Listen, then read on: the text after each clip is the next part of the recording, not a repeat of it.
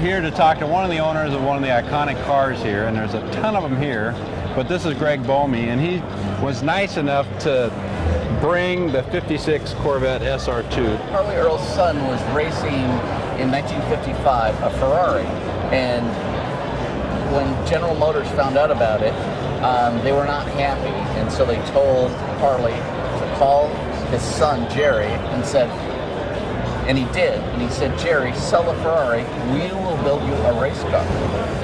And this is the car that they built for Harley's son. And some of the nuances on it, I mean, we can walk around and look at it, but they were worried about the steering wheel on the car, that most Corvette steering wheels are made of alloy. And an alloy steering wheel is brittle, it can break, it can skewer you. And since it was Harley Earl's son, they decided that they wouldn't make one out of alloy. They went and got an old sawmill blade, and they actually cut that out of there because it bends but doesn't break. And it still has the original wheel in it. It's a teak wheel that's been restored.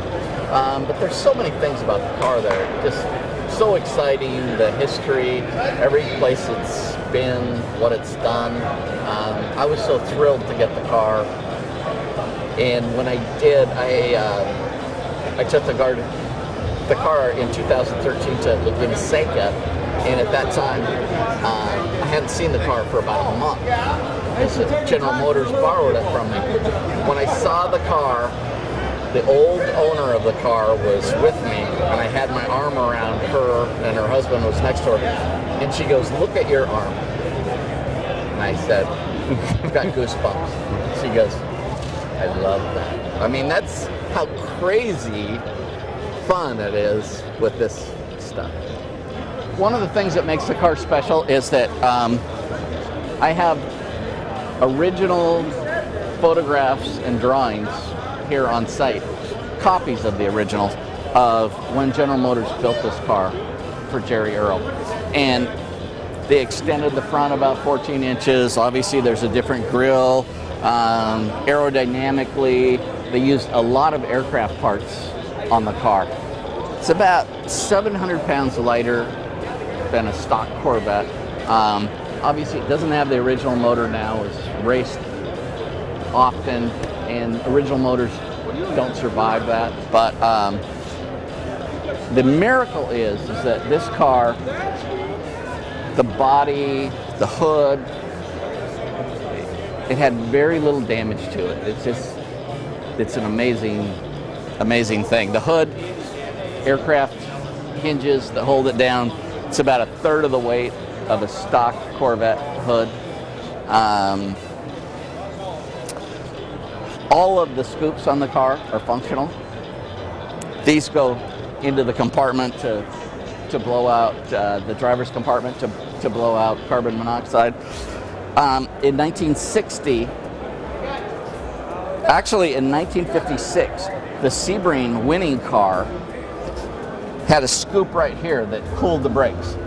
Zora Duntov didn't like that, and so what he did is when they designed this car, he decided that he would put this polished aluminum and stainless steel on the car, and it actually is totally functional.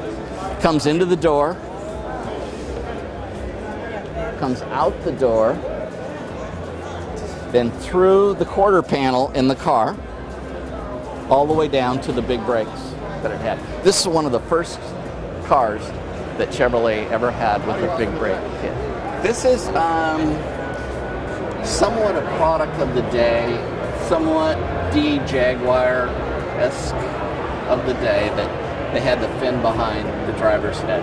Now, I can't tell you for sure what the fin ever accomplished, but it was certainly the look of the day. The trunk, still operational, but the trunk on this car, there's only 2 cars that were done this way, actually hinges from the back, so it hinges back this way.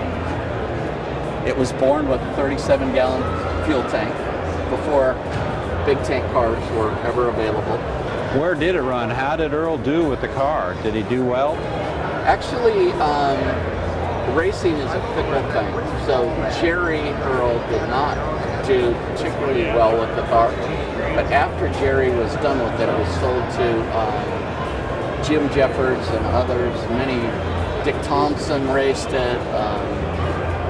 It won some championships, but as everybody knows, I mean, you gotta have racing luck along with a great car, and that was not always the case. So whose autographs are on that flag on the wing? This is Zora Duntov and then Jim Jeffers.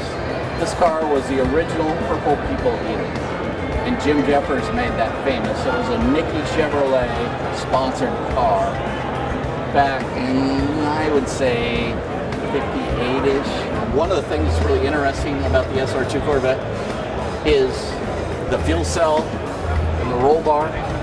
And actually it's behind the fin that's behind the driver's head.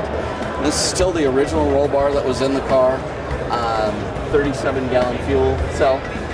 Back in the day when people were racing Sebring, people were racing Le Mans, you needed a large fuel tank. You didn't want to have to pit that up. And so it's got a 37-gallon fuel tank. Many of the parts on the car to lighten it were used from aircraft parts of the day that were blended into the car. As they take you inside the SR2, in 1956, when the car was produced, Chevrolet did not have lightweight racing seats, and weight is obviously everything in race cars. They intended this car to be very successful.